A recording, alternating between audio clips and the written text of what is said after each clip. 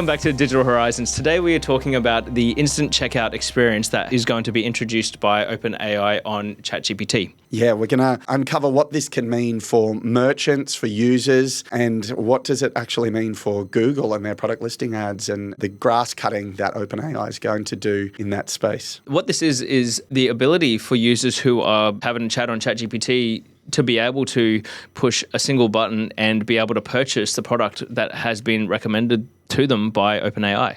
Yeah, OpenAI and ChatGPT is really becoming a thorn in Google's side. You know, Google has product listing ads and the shopping page and its search results page and its summaries are getting a direct competitor in OpenAI's ability to research the internet and provide you answers, effectively replicating the search results page, and now taking over the shopping page by, if they're suggesting products in your research, having a button right there that you can just check out. This is so cool. Yeah, I think it's really cool seeing. I couldn't have imagined a competitor to Google until AI has come along this far and started delivering these sorts of tools. So how does it work for users when researching products in ChatGPT? Instead of just having reference links, there will be pictures, descriptions, and buy now links. Yep, and they'll directly integrate with Shopify to start with and Etsy. Yes. OpenAI will take a small commission or markup from the transaction. Yep, and that's from the merchant side. So nothing on the user side. So it doesn't cost anything to actual purchase, but if the merchants want to be featured on there, you'd be paying a percentage, but I think that percentage will be on top of your Shopify and Etsy fees as well. Yeah, and they're using a new protocol, the agentic commerce protocol, which is what's enabling this connection for e-commerce between Shopify and OpenAI. So for merchants, it should be as easy as connecting to OpenAI. With your Shopify account. With your Shopify account, yeah. It says that there will be a Stripe integration as well. I'm not sure if that's the only payment method that they're going to be integrating, but I presume it will add more. Well, I mean, if the integration's through Shopify, you would expect that it would just plug into your Shopify checkout, which would then have all your Shopify payment options. But I guess, and potentially the Stripe integration may just be for people who aren't even on Shopify. They just want to be able to sell digital products or whatever through the Stripe payment gateway. Well, it says Stripe integration. Businesses already using Stripe can enable payments with a single line of code, while others can connect via shared payment token API or delegated payments. So yeah, you can use anything, but Stripe has a simpler integration. Yeah, and it's simpler That's integration. Perfect. I mean, we talked about it on an episode recently where I went through the process of buying a washing machine without even going to Google search. Like the entire process was researching product on ChatGPT. I even found coupons and best place to buy and all that kind of stuff. And then I made a purchase without ever using Google, which was the first time I ever did this. This takes it another step further where I didn't even need to go to the supplier's website. I could have just done that whole process through ChatGPT from discovery.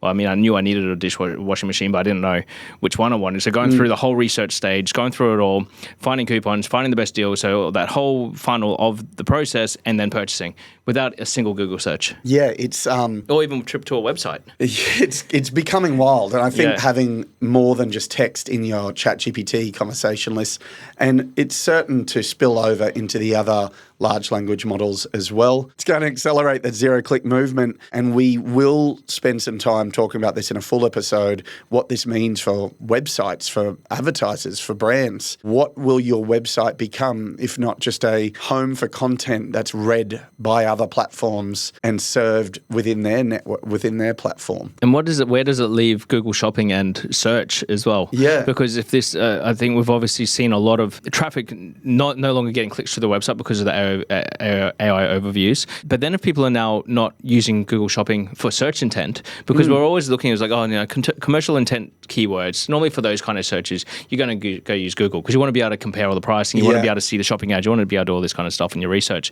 But if that's taken away from that, it's really going to, I guess, move and shift the way that people are using these platforms for their purchase decisions and really shift people away, or I guess make Google Ads a less valuable marketing tool as what it has been. Because it's always been, for e-commerce brands, it's always been such a key driver for revenue. We were talking earlier off camera about the likelihood of OpenAI introducing ads within its platform over time as well. They've introduced, well, we can talk about this in another brand news, but the Pulse tool, which is their opportunity to push and proactively serve content you'd find interesting. Maybe it's about products you've been researching. I am certain ads will find their way in there over time. 100%. I'd love to be able to put ads in this kind of into stuff. that. But I was talking to someone about this and they were like, no, Sam Altman hates ads. And I'm like, I don't know who your source is on this. Maybe that's a thing that has been openly against ads. But I'm like, so was Zuckerberg. And look at Facebook. Like, they hate ads get until your users and then start selling shit to them. until they need to find a value other than investment to drive the company. So I'm sure we will see some sort of advertiser placement become available in OpenAI. But I also think, yes, they might be cutting Google's grass, but Google's already transitioning to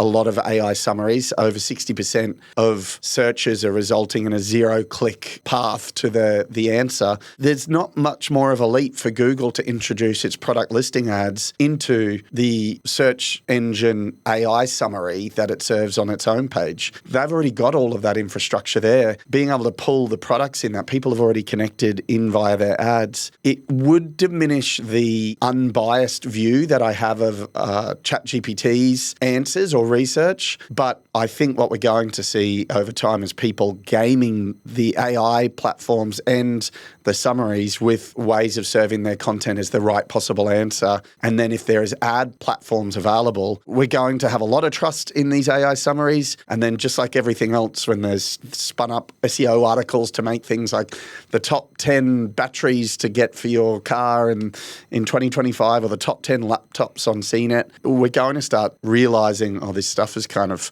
sponsored and paid for. And I don't think it's there yet. I still think it's trusted content that, it's going and finding this content somewhere. Yeah. But over time, I think Google's big battle will be copying what OpenAI is doing and improving its experience so they get less people leaking out to OpenAI. Yeah, for sure. Speaking of getting found on thing, I got featured recently on a one of our team were doing some research on Meta Threads, the platform, and I just asking some information about it. And Tom and I from our team came up as number 2 in the recommendation in the ChatGPT overview as to information around Threads. And I was like, at that time, we'd only done about a handful of episodes on our thing. So I'm wondering, how did that get ranked? We've got a brand new website. We've got a new YouTube channel. But there was either that few people talking about Threads that it was like John Loomer, who's like Facebook ads everywhere. Like he's been a resource. I've been following that guy for like 10 years on Facebook ads. And then me and Tom. And I was like, where is this coming from? There's like no interest in Threads, or somehow we've done something that we didn't know that got us found and fed back into the results in ChatGPT, which was great.